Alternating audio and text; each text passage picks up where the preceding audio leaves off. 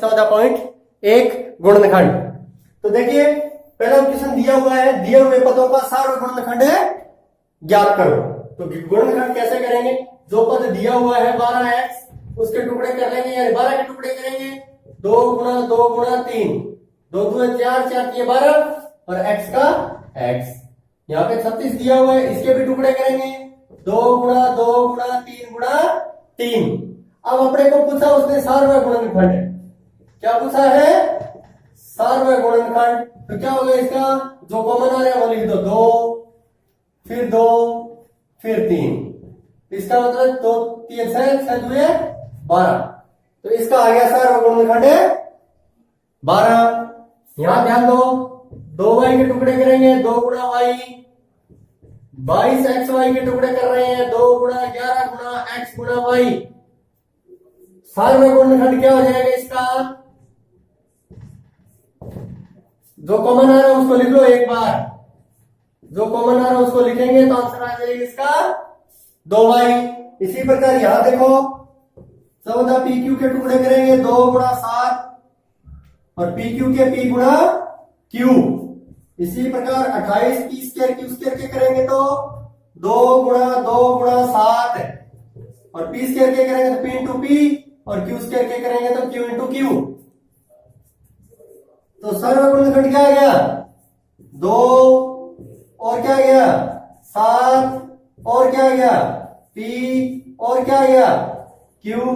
तो उत्तर आ जाएगा 14 pq। ठीक है। इसी प्रकार यहां देखो 2x के टुकड़े किए 2 इंटू एक्स, 3x स्क्वायर के टुकड़े किए 3 इंटू एक्स इंटू एक्स, 4 के टुकड़े किए 2 गुणा 2। तो अब अपने निकालना है सार्वत्रिक गुणनखंड।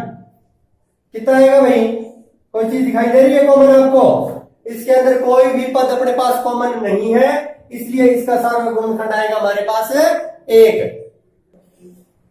अब देखिए 5वां पार्ट क्या कहता है। हमारे पास पहला जो बीजीय व्यंजक है वो 6 ABC है। इसके जब टुकड़े करेंगे तो 2 गुणा 3 और A B और C लिख देंगे। इसी प्रकार 24AB स्क्वायर है, इसके टुकड़े 2 गुणा कितने होंगे? 2 गुणा 2 गुणा 3, 2 2 4 4 के 12, 12 3 36 ज्यादा हो गया तो 2 2 4 4 3 8 8 के 24 होता है। सही है। और यहाँ पे A और B स्क्वायर है तो B को 2 बार लिख लेंगे। इसी प्रकार 12 A स्क्वायर B के टुकड़े हो जाएंगे 2 गुणा 2 गुणा 3 और A स्क्वायर के A गुणा A और आगे B। तो यहां देखो इसके सार्वत्रिक गुणनखंड क्या आएंगे? सार्वत्रिक गुणनखंड एक तो 2 आ गया और A आ रहा है भाई, A आ गया, लेकिन उससे पहले एक 3 भी आ रहा है तो ये लो 3 B आ रहा है, ये लो B, C नहीं आ रहा। तो यहां पे देखो 3 2 6 A और B आ गया। इसी प्रकार यहां देखो 6x क्यूब के 4 टुकड़े होंगे, x 3 है तो 3 बार लिख दिया और 6 के टुकड़े क्या होंगे यहाँ पे?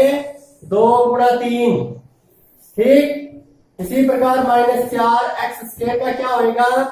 -2 गुणा 2 गुणा x गुणा x। इसी प्रकार 32x के क्या होंगे भाई? 2 2 4 2 8 2 16 2 32 और x का x। अब सार्वत्रिक गुणनखंड निकालने हैं अपने को। जो कॉमन आ रहा है वो देखो 2 2 और 2। देखो माइनस कहीं कॉमन नहीं आ रहा इसलिए माइनस नहीं लिया आपने। उसके बाद x x और x। ठीक है। और कुछ कॉमन दिखाई नहीं दे रहा आपको, इसका मतलब आंसर आ जाएगा आपका 2x। इसी प्रकार 10 pq है 2 गुणा 5 p गुणा q। इसी प्रकार 20 qr, इसके क्या टुकड़े होंगे? 2 गुणा 5 और गुणा 2, यानी 2 गुणा 2 गुणा 5, 2 2 4 4 5 20 और q इंटू r। अब इसके क्या एक और पड़ा है अभी तक 30 rp। तो 30 के टुकड़े करोगे तो क्या आ जाएगा? 2 गुणा 3 गुणा 5, 2 3 6 5 30 और r और p। अब इसका सार्वत्रिक गुणनखंड क्या आएगा? 2 2 और 2 आ गया एक तो, और क्या आ रहा है भाई? 5 आ रहा है, और क्या आ रहा है, आर नहीं आ रहा, क्यू नहीं आ रहा, पी नहीं आ रहा, इसका मतलब आंसर आ जाएगा इसका 10, यानी आंसर कितना आ जाएगा इसका 10 आ जाएगा। इसी प्रकार यहां देखो 3x² वाई क्यूब, तो 3 का तो 3 आएगा, x² है तो 2 बार लिख दो, y भी 3 है तो 3 बार लिख दो इसको। इसी प्रकार 10x³ y है तो 2 गुणा 5 हो गया 10 का, तो x³ का क्या आ जाएगा 3 बार लिख दो, और y का y। अब यहां देखो 6x² y² z के टुकड़े करने हैं, तो 6 क्या करेंगे तो 2 गुणा 3, x² है तो 2 बार लिख दो, y² है तो y को 2 बार लिख दो, और z है तो z आ जाएगा।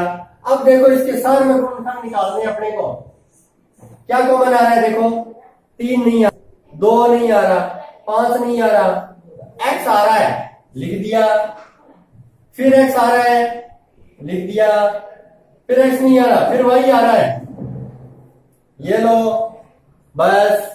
अब उसके बाद कुछ नहीं आ रहा, आंसर आ जाएगा अपना x² y। अब देखिए क्वेश्चन नंबर 2, क्वेश्चन नंबर 2 के अंदर अपने को गुणनखंड करने हैं सिंपल से। तो देखो यहां से अपने क्या करेंगे, पहला क्वेश्चन दे रखा है 7x - 42, तो यानी 7x तो पड़ा है, और इसको मैं क्या लिख सकता हूं भाई 7 × 6 लिख सकता हूं ना, 42 को 7 × 6। तो यहां देखो क्या चीज कॉमन दिखाई दे रही है आपको, 7 निकाल लिया बाहर, जो बचा उसको लिख दो अंदर, तो ये हो गया इसके गुणनखंड। बहुत आसान है, यहां देखो 6p को 6p पड़ा रहने दो, 6 × 2 क्यों लिख दो इसको, 6 2 12 हो गया। तो यहां देखो क्या चीज आपको कॉमन दिखाई दे रही है, 6 कॉमन दिखाई दे रही है, तो पड़ा है p माइनस यहां क्या बच गया 2 क्यूब, बस। यहां देखो क्या कॉमन दिखाई दे रहा है, 7 a × a लिख सकते हैं इसको स्क्वायर को, और इसको क्या लिख सकते हैं 7 गुणा 2a, 7 गुणा 14a हो गया। क्या कॉमन आ रहा है 7a, और 7 और a, 7a कॉमन आ रहा है, जो चीज बची यहाँ a बच गया, यहाँ 2 बच गया, ठीक है। इसी प्रकार यहां देखो इसको क्या लिख सकते हैं आप -4 × 4 लिख सकते हैं, z का z पड़ा है, 20 को क्या लिख सकते हैं 4 × 5 z × z × z। यहाँ क्या कॉमन दिखाई दे रहा है आपको, एक तो 4 दिखाई दे रहा है, एक z दिखाई दे रहा है, बस।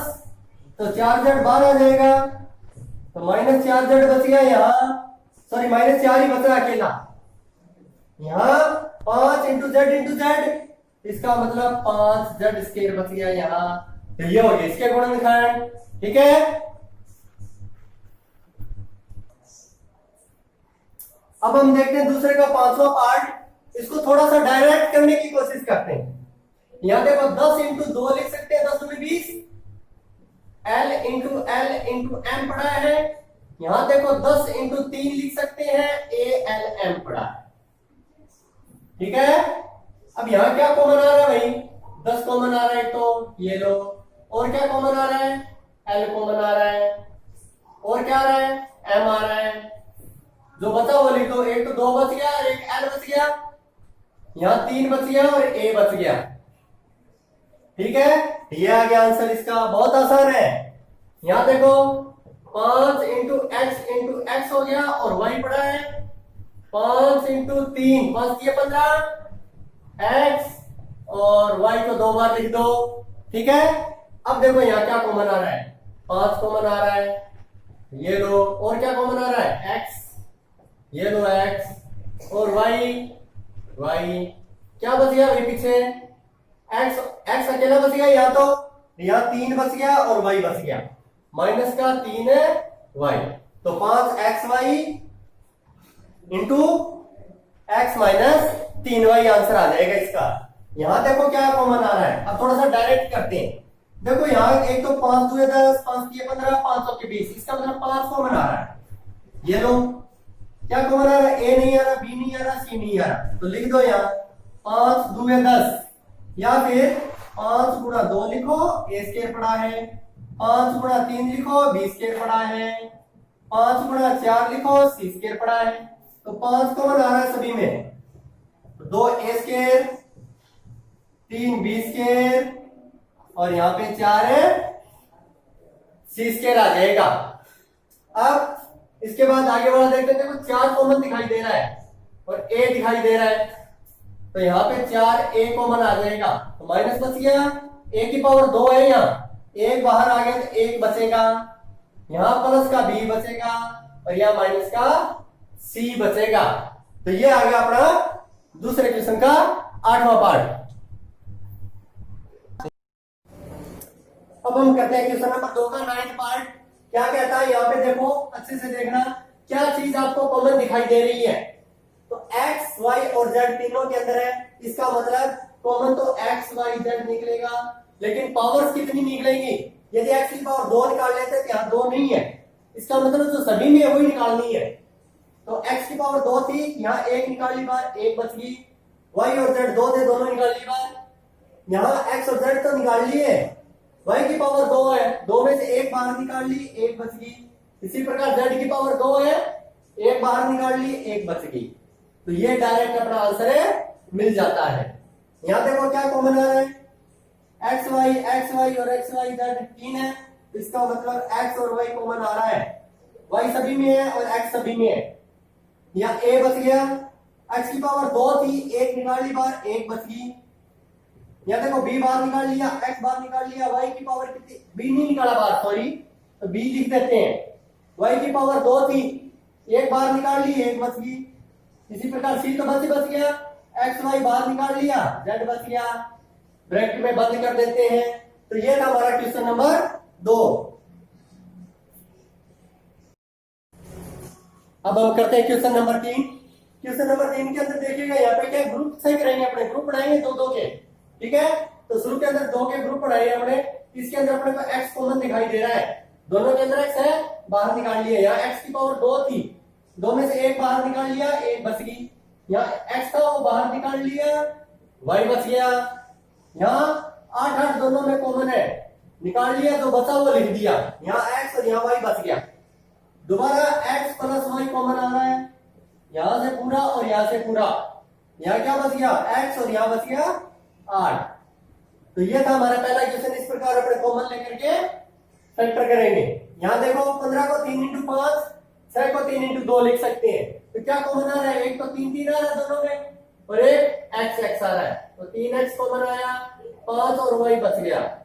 यहाँ पे 2 और x बच गया, x तो बाहर आ गया तो 2 ही बच गया।